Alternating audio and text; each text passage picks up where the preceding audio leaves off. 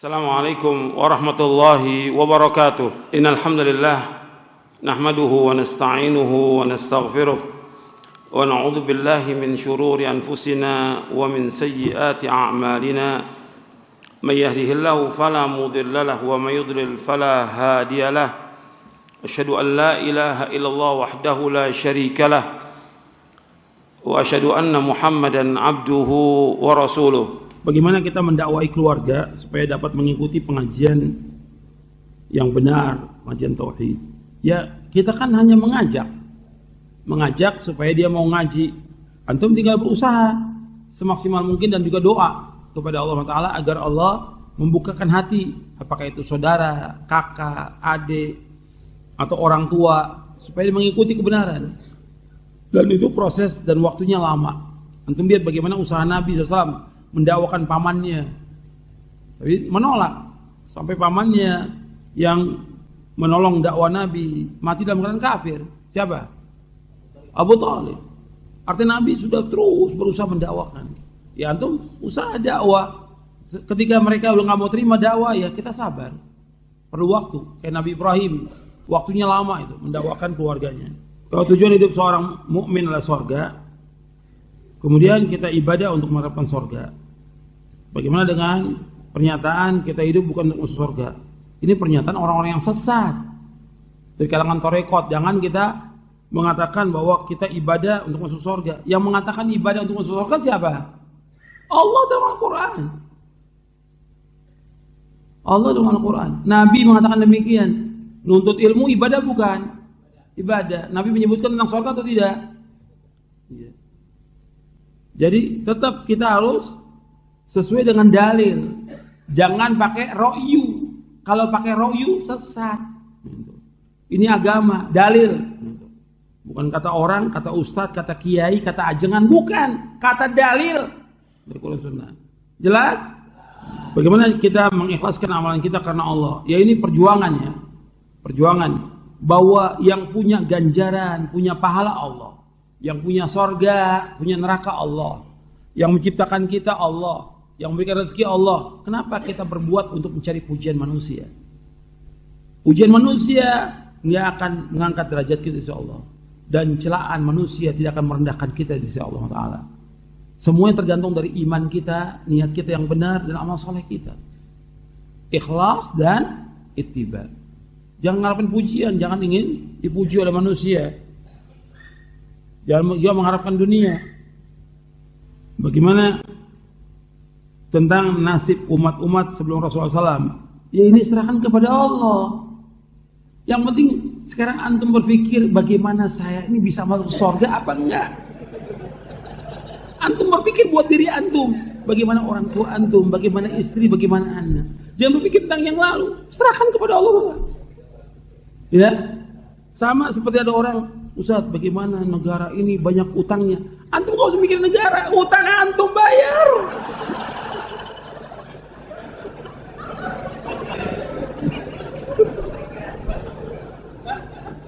Sekarang kan lagi orang sibuk kan mikirin utang negara.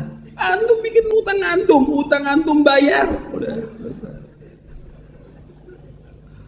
Allahumma sholli ala Muhammad. Bila orang tua sudah mendoakan anaknya baik dalam sholat tahajud maupun waktu-waktu yang mustajab, anak belum berubah dari tingkah lakunya yang buruk. Nah bagaimana? Ya tetap orang tua harus berusaha bagaimana mengajak anaknya ke surga, mengajak istri ke surga. Karena tanggung jawab dia. Allah berfirman, ya ayyuhalladzina amanu qu anfusakum wa ahlikum nara. Wahai yang beriman, jaga diri kamu dan keluarga kamu dari api neraka.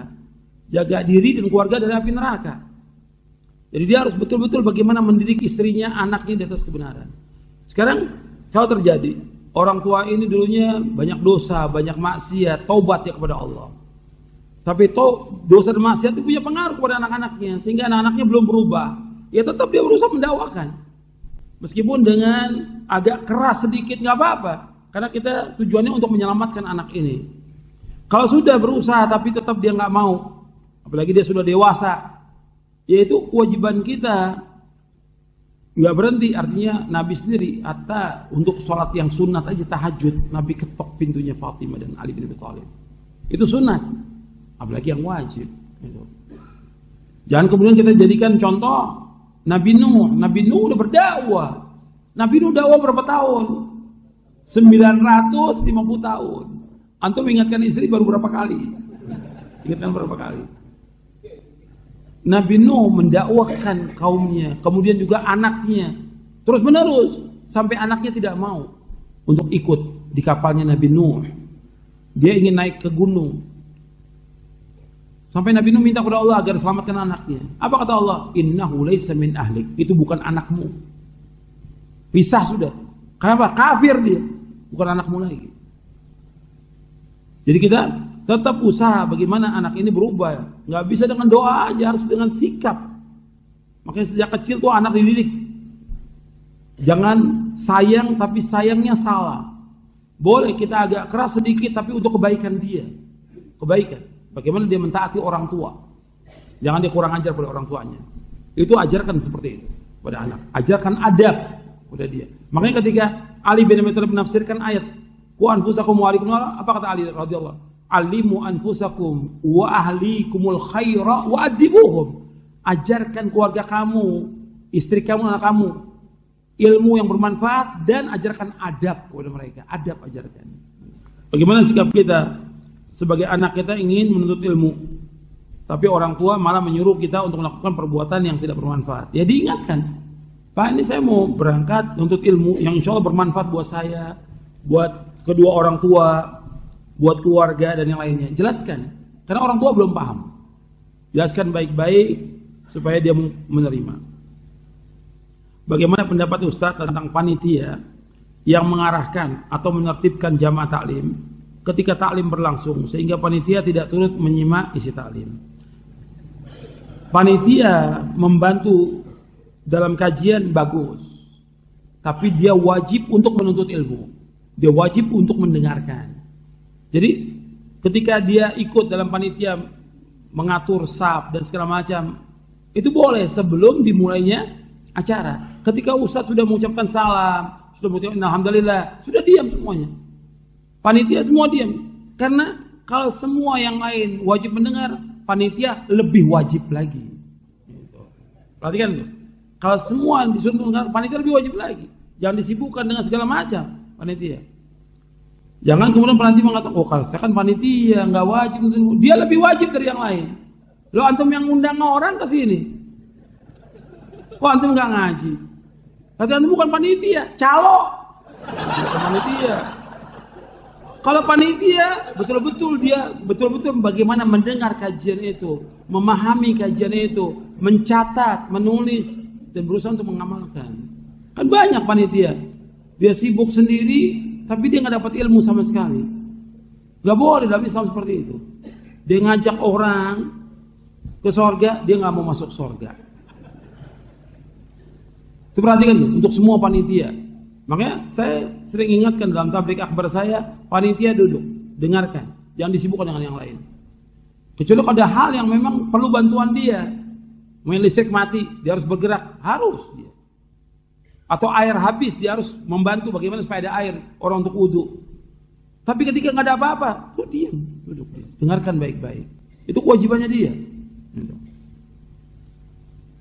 Kan banyak juga panitia sibuk dengan ngatur parkir mobil segala macam. Parkir suruh orang bayar, suruh orang. Gak usah panitia parkir mobil. Dia harus dengarkan pengajian dari awal sampai selesai, pada manfaat. Nggak ada kan panitianya punya ini arsip rekaman, nggak manfaat. Udah berlalu waktu. Waktu yang ada itulah waktu kita. Yang sebelumnya bukan waktu kita. Yang akan datang bukan punya kita. Kita nggak tahu hidup atau tidak. Yang sekarang inilah milik kita. Ini yang kita gunakan. Ini yang akan ditanya dari kiamat nanti. Jelas? Nah, bagaimana kita memilih ustadz supaya kita kokoh di atas masalah di tengah banyaknya fitnah? Ya untuk tahu tentang ustadz, ya tanya pada ustadz.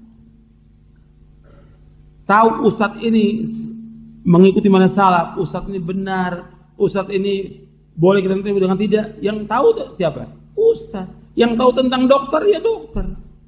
Yang tahu tentang insinyur ya insinyur.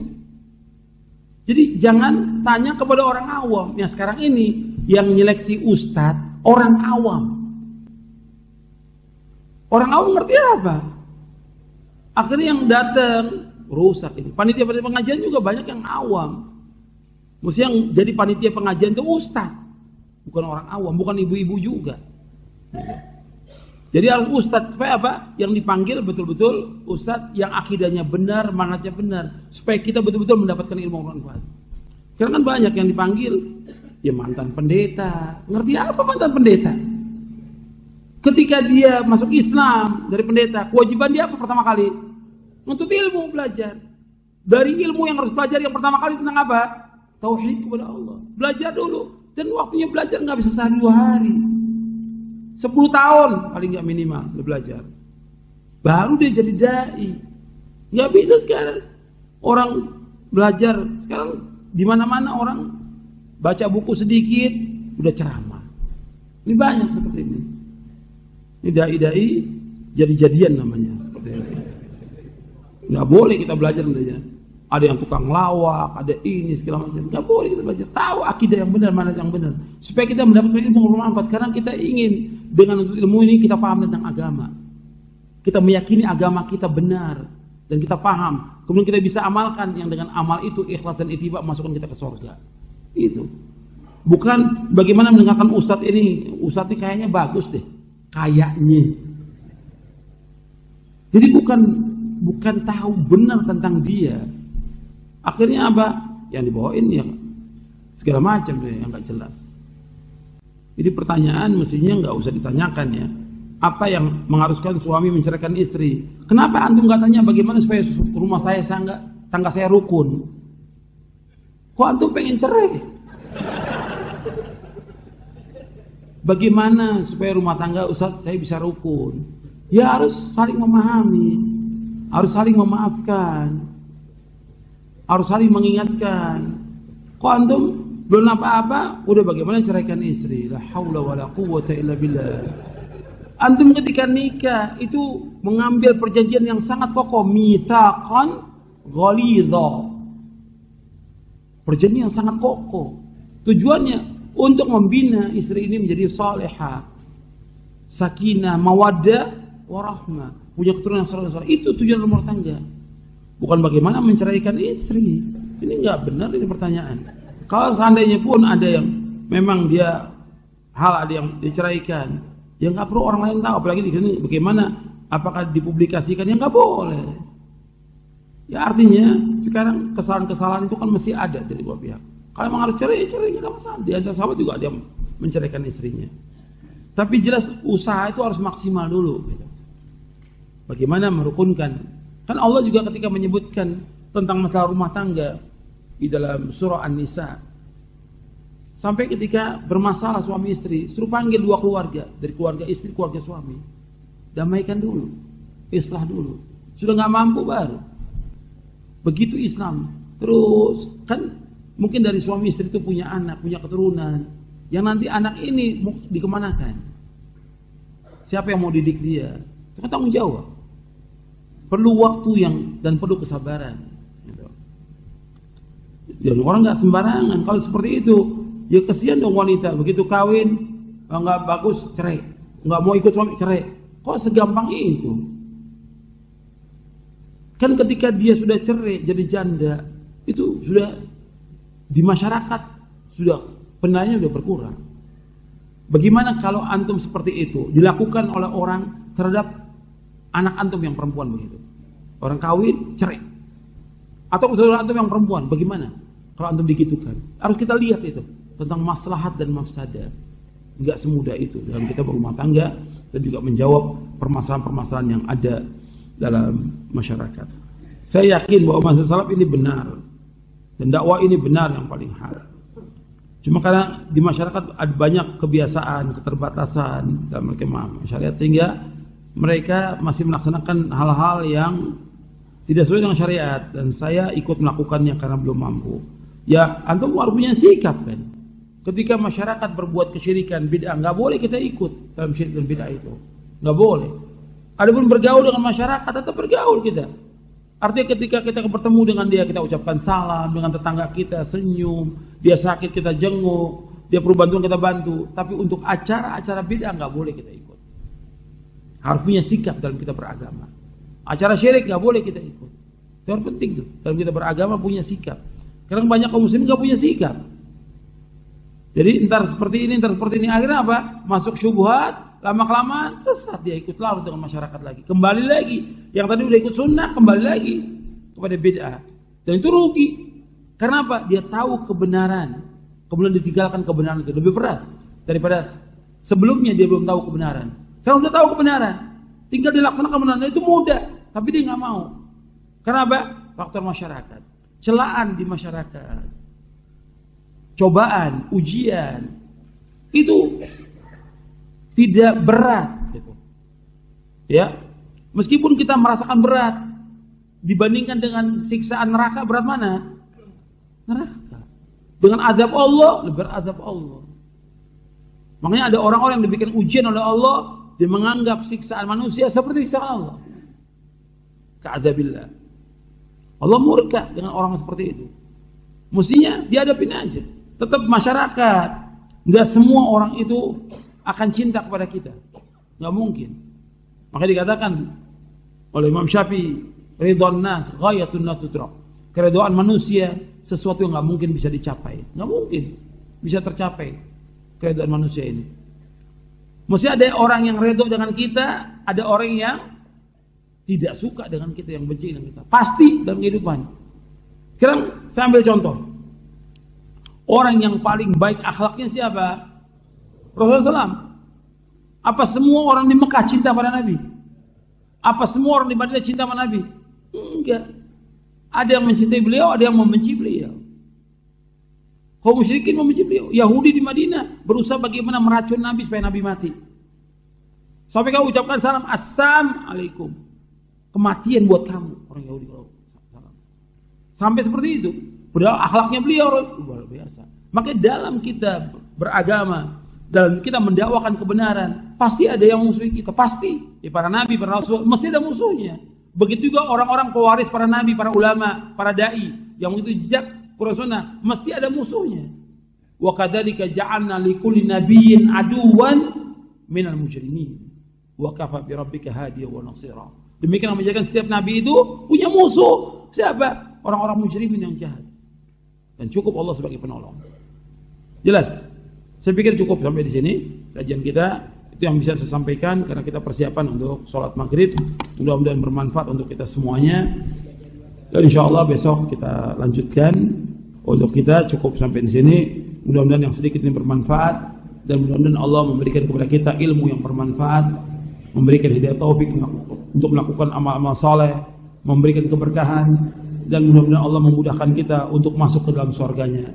Amin rabbal alamin. Subhanakallahumma bihamdika asyhadu an la ilaha illa anta astaghfiruka wa atubu ilaik. Assalamualaikum warahmatullahi wabarakatuh.